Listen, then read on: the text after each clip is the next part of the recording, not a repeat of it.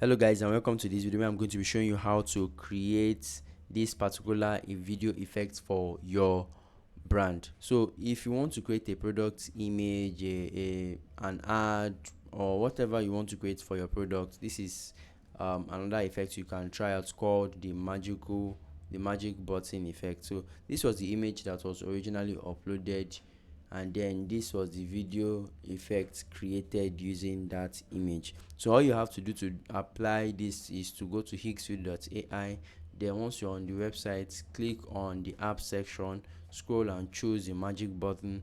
Then you'll be brought to a page like this, all you have to do is to upload your image, and then choose the video section. It will be in this by default, by in the image section by default, but switch to the video, and you can see it takes about 26 credits.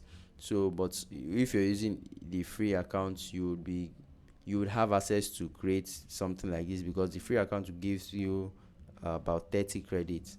So but if you want to create something better, or you want to continue to use Higgsfield on a larger scale, you can go for the premium plan.